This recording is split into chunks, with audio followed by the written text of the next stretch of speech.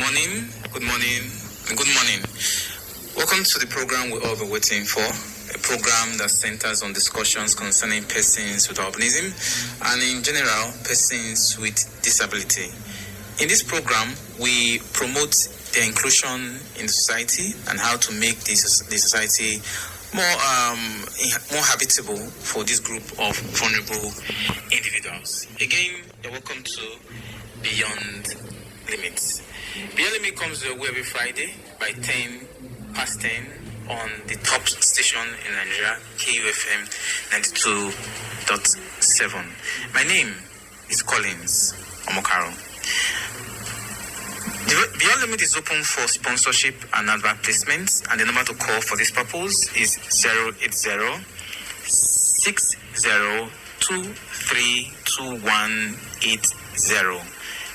080 60232180. We are very delighted that you have put in your schedule for you to join us this morning. Again, you're welcome to Beyond Limits.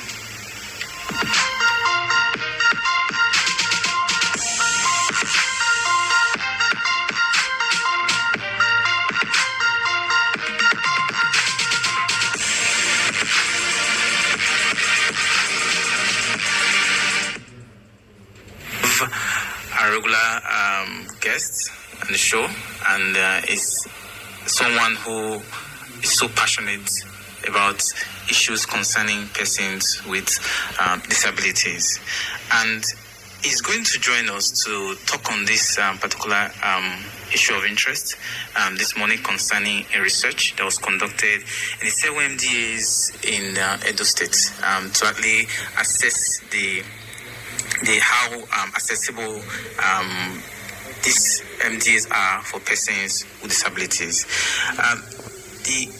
Of honor, the person I have here is Barrister Melody Omosa Esquire. Is the Executive Director of NAVID, which we know, Network for the Advancement of People with Visible Disabilities. Good morning, sir. You're welcome to the program. Thank you very much. It's interesting to be here. Good morning, listeners. All right. How are you doing, Barrister Melody? It's good to have you, and we appreciate you for always welcoming whenever we call you for this program. Thank you very much. All right, we're going to go straight into what we have for discussion. So let's start with the big picture now. Has Edo State made progress on disability inclusion? What do you think, sir? Well, progress, yes. Edo State is one of the states that have a disability law. Not all states in Nigeria. I think about 22, 23 states in Nigeria have enacted a law to protect the rights of persons with disabilities. And of these, about 15 have an agency or a commission to drive the implementation of those laws that they've enacted. And Edo happens to be one of the states that have both the law and the commission. And right now is in the process of implementing the provisions of this law, which indeed would guarantee increased inclusion for persons with disabilities in governance and development. That's impressive. It's taking the right steps, and I can confidently say that progress is being made in that regard. Lovely. Okay, so Edo State has a commission. So how important is this commission for persons with disability?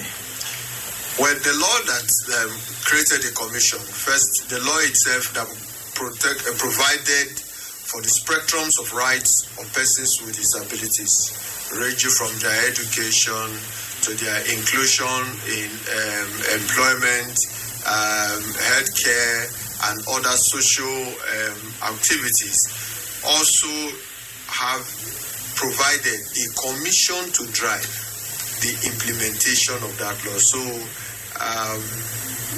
the commission is to that extent very important, because the law that sets it up directly vests it with onerous responsibility for implementing to guarantee the rights of persons with disabilities. When the law was established in 2022, it took 2 years, more than 2 years before we have the commission. Between when the commission was established and now, we can see the difference, what it was before the commission came on board, before the inauguration of the commission, and now that the commission has been inaugurated. The difference, it's clear.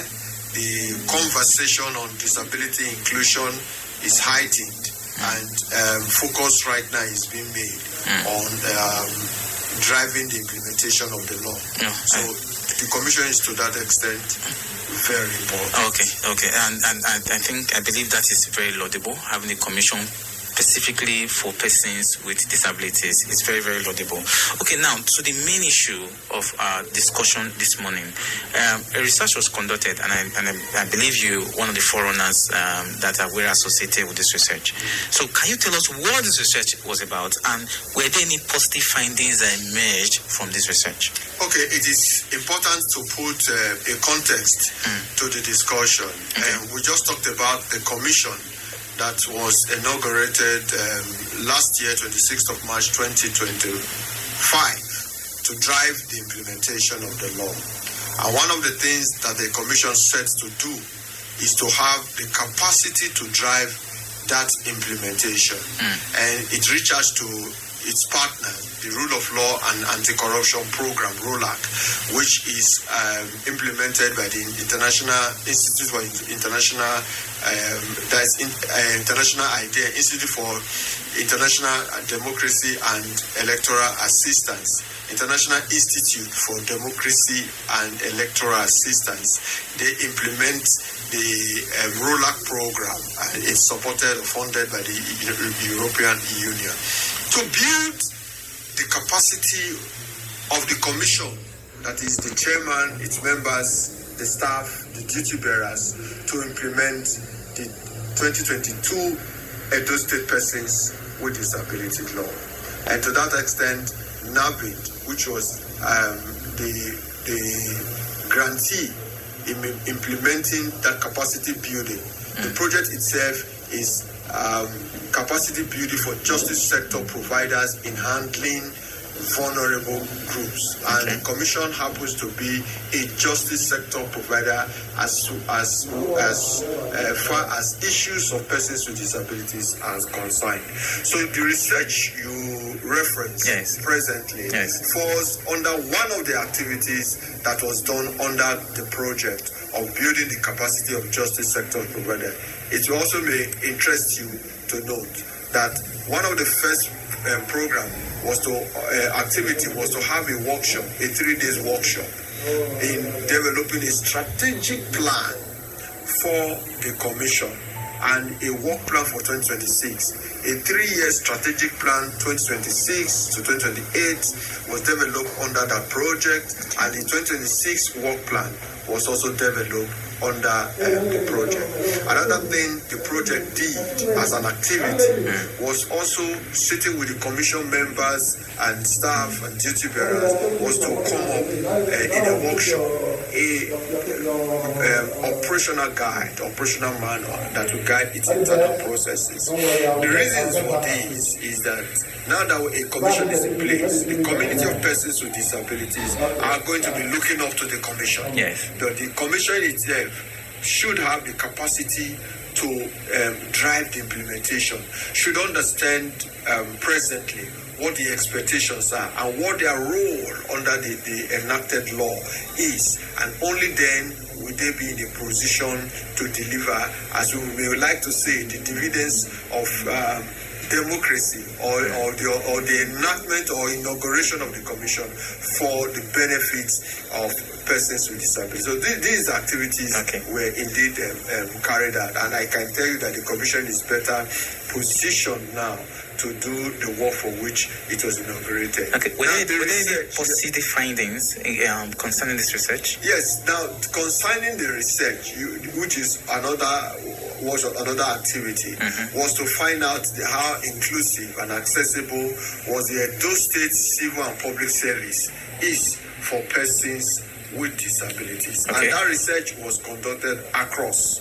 7 ministries, departments, and agencies of government. And we had a consultant who worked on it. Directly answering your questions, if there were positive findings, yes, there were.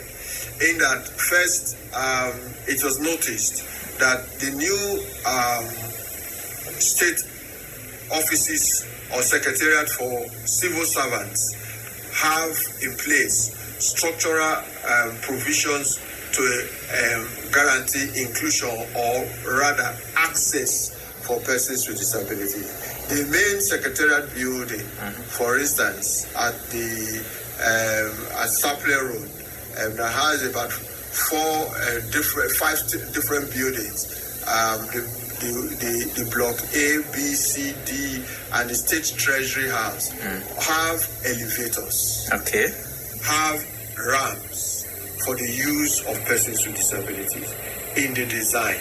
And again, of course, you know that the law has a minimum standard, has provided a minimum standard for public buildings to be constructed to be accessible for the use of persons with disabilities. So one of the findings of the research was that the new buildings have it, even though older buildings may need to be retrofitted to accommodate persons with disability as far as access is concerned. But the new buildings have it.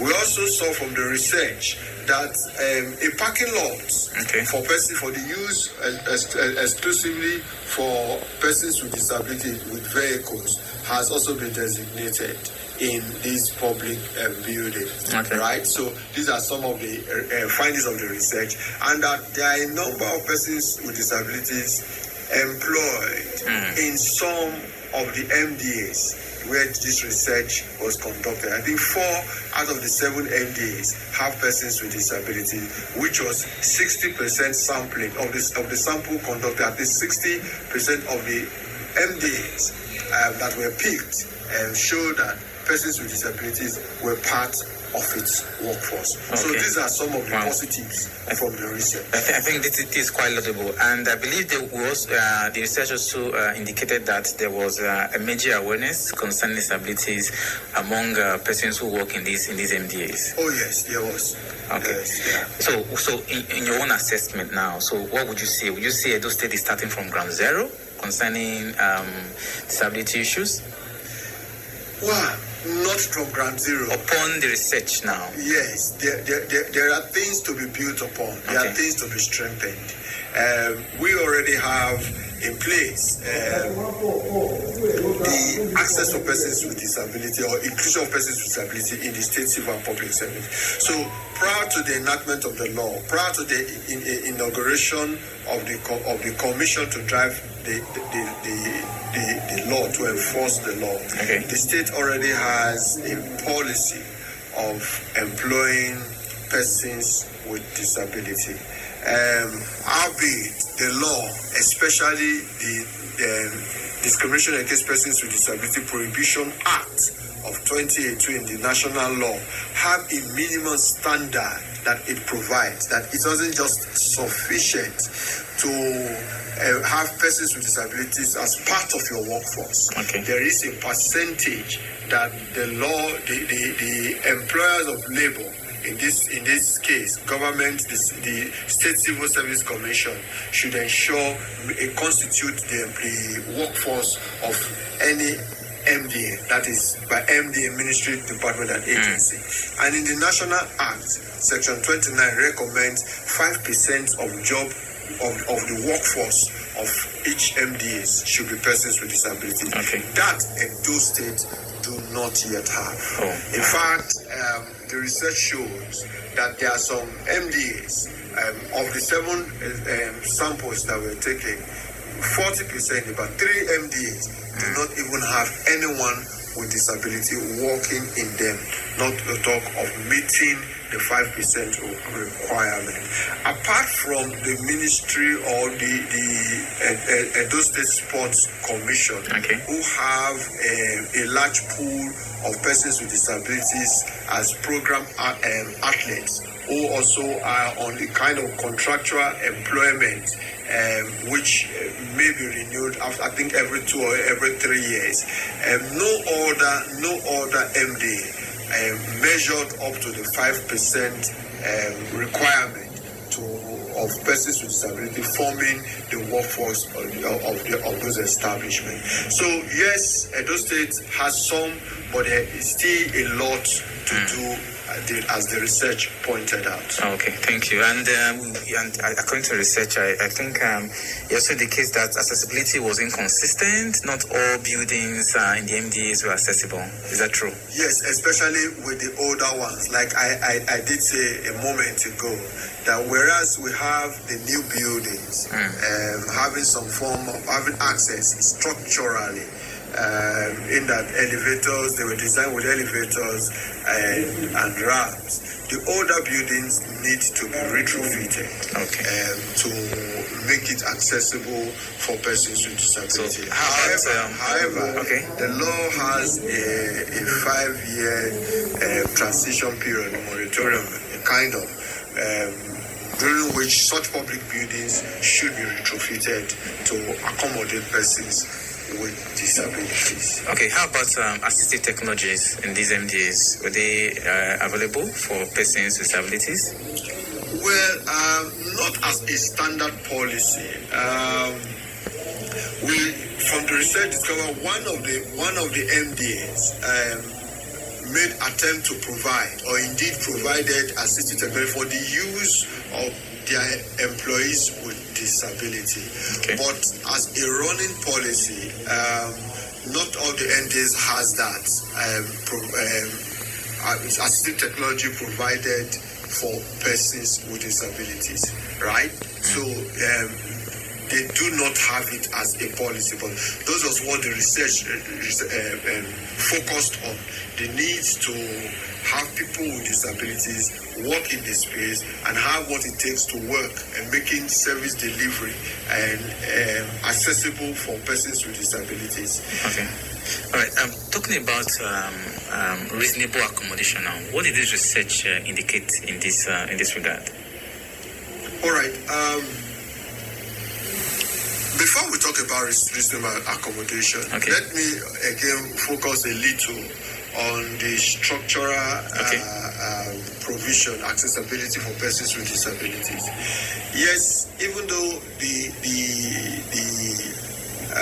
buildings, as it were, have ramps and elevators, what the research found out is the convenience, the toilet system were not accessible for wheelchair users. And so it recommended an adjustment to accommodate, to make the toilet, the restroom, accommodate users of wheelchair users, because the doors do not meet the width. It's not wide enough to accommodate wheelchair users. So that's a gap. And it is also important to point out that whereas structural accessibility is provided for, functional accessibility is a challenge as far as one of the things that the research found out, that sometimes, even though there are elevators, sometimes they may be in a state of disrepair or not functioning. And of course, when you experience power outage, the lifts are not functioning, and at that point, employees with disabilities and visitors with disabilities to these MDAs often will be stranded in cases like that. So that's part of what the research noted. But about reasonable accommodation, yes, there is the need to focus on training of employees, not with disability, but other employees, to understand what reasonable accommodation in the first place means, and what even the establishment or institutions, the MDAs themselves, should do differently to accommodate persons with disabilities. By nature, Nigerians are accommodative, they are friendly, and you will see the institution or individuals trying to lend that assistance to persons with disabilities where they can. but it is not. We are calling for an institutionalization, not just a charitable, a welfare approach of accommodating persons with disability. That where you feel like you do assist, but the institution needs to know that these employees with disabilities have the right to function in the space as a worker, and what the establishment or MDA can do to make such provision, and they need to make it. So, for a finding, reasonable accommodation is not yet institutionalized. Okay, all right. So I want to just answer two questions just at the same time. So according to research now, do these MDAs have focal persons for persons with disability? And also, what did the research reveal about the budgetary commitment for persons with disability in these MDAs? All right. For focal persons, only the Ministry of Education. Okay, just one. One, yes, have a focal person on persons with disabilities. The other MDAs, no. And for budgets, the commission has been established, and for the first time in the 2026 budget cycle, it's been able to attract a budget. But there is no disability component in the different MDAs as far as their budget line is concerned for the year. So there's been no such making provision for reasonable accommodation, persons, employees with disabilities, accessibility, whether in terms of providing assistive devices or other meeting other things that they would need to help them navigate the workspace and also contribute their quota. No such budget line exists in the different MDAs. But now that this research has been done, so like I said, the whole idea is to strengthen the commission to be able to function.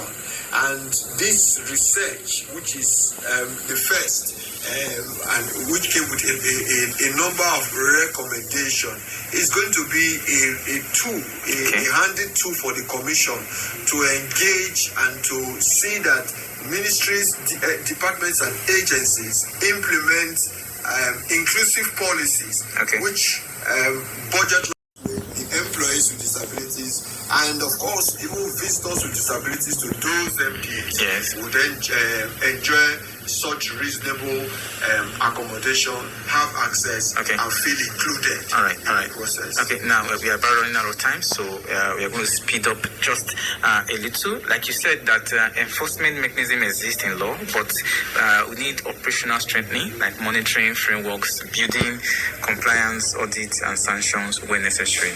All right, so upon your assessment now, you've gone through the survey, the research conducted. So what would you say entirely now? Will you say how will you interpret these findings? Will you say it was success or it was a failure? The findings in itself cannot be a failure. The commission needed a baseline. They want to work, they want to engage. And in fact, after this research, there's been a call from stakeholders, organization of persons with disabilities, and the Joint National Association for Persons with Disabilities, and other relevant stakeholders, that apart from the civil service, similar research should be conducted in the health, in education, and all that, not just restricting it to civil service, but specific research should be conducted in those areas, because that is a tool that the commission needs to work. Whatever it is, whether they've done well, however it is, commission just needs to know where they are, how they are coming in, and with that, armed with that information and data, they can reasonably engage and track progress over time.